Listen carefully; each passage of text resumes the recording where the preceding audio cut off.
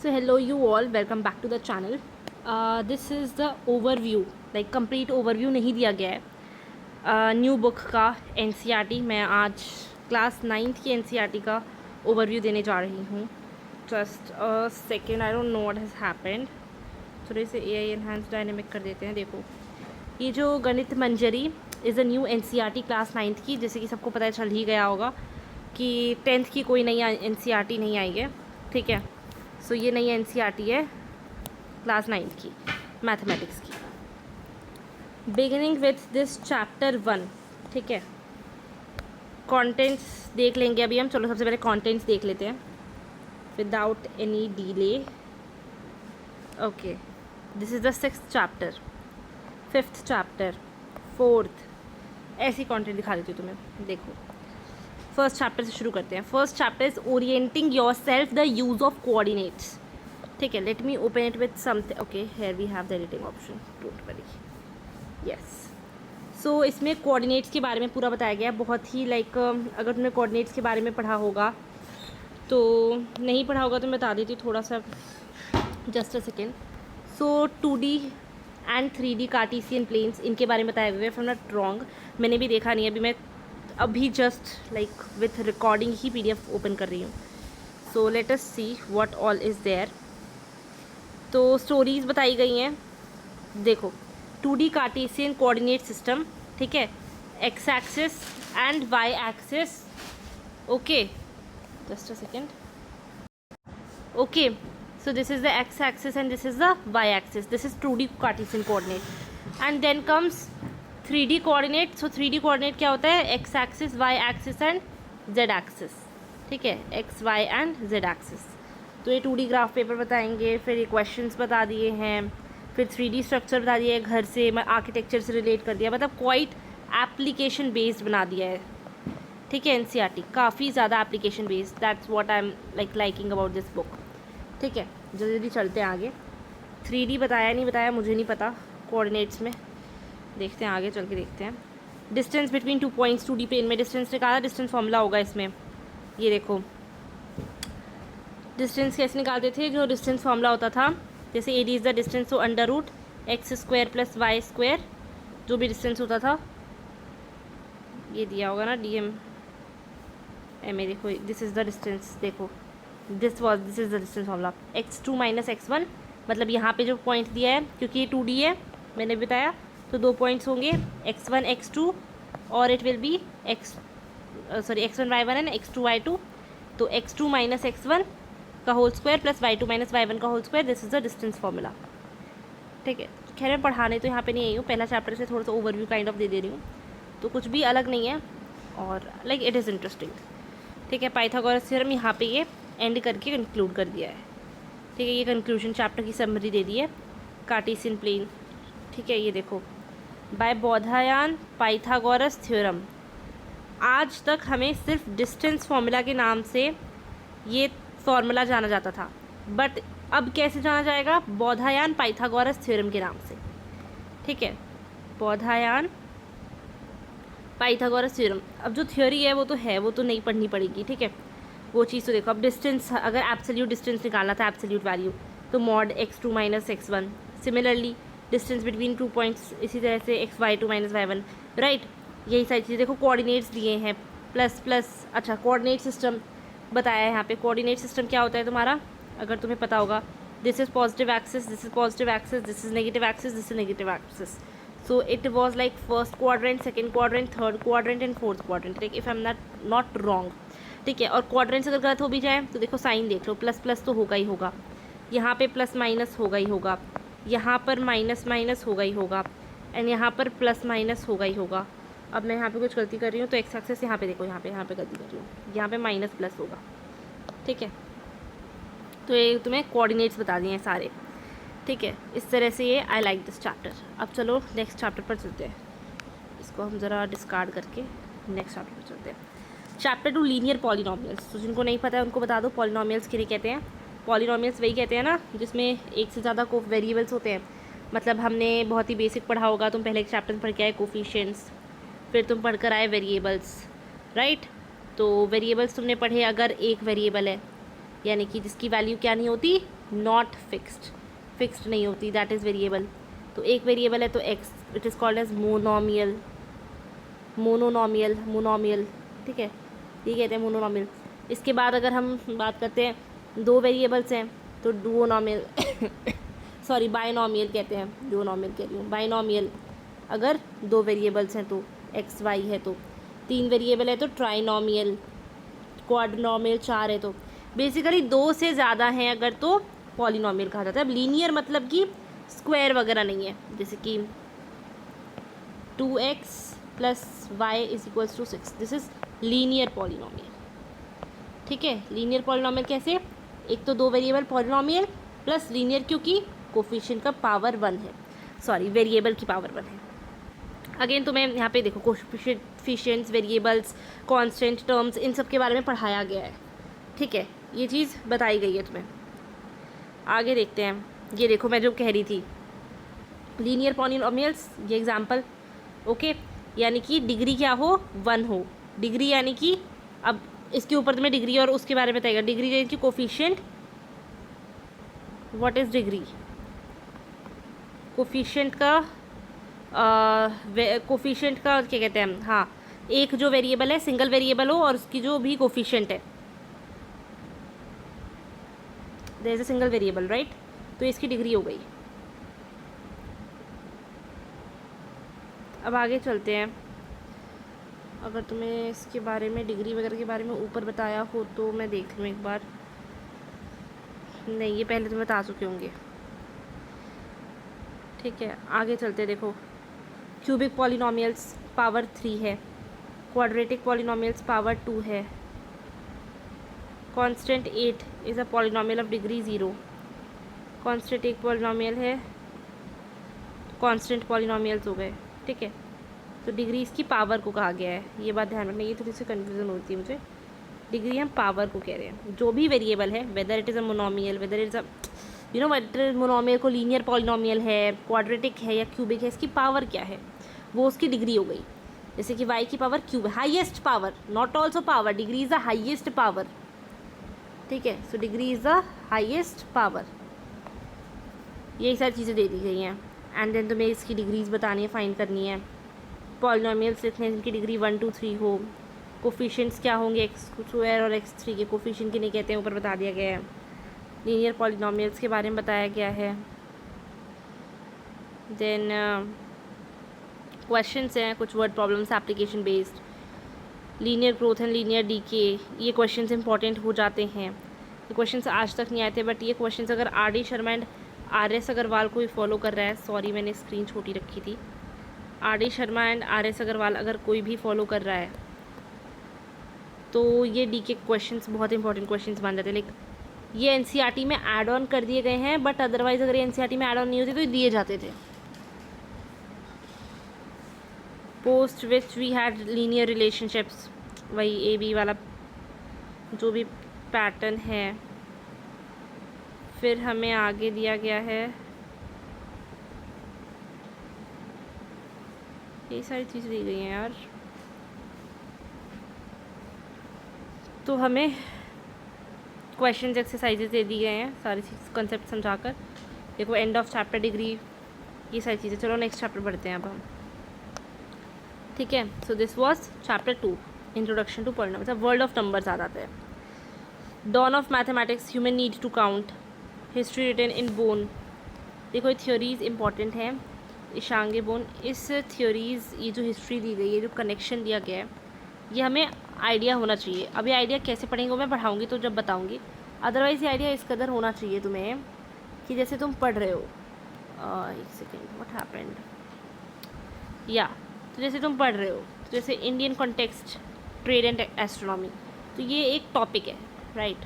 अब इस टॉपिक के अंदर क्या क्या है, क्या मेजर की पॉइंट्स थे, की एरियाज़ थे, वो तुम्हें 5 पॉइंट में या 5 से 10 पॉइंट्स में ब्रीफ करना आना चाहिए कि अच्छा ये था, मुझे इसमें ये पढ़ना था, ठीक है, ये बताया गया, ये वर्ड्स क्या क्या थे। तो थोड़ा काइंड ऑफ टिपिकल भी नहीं कहूँगी, बट रिलेटेबल बनाने की कोशिश की है।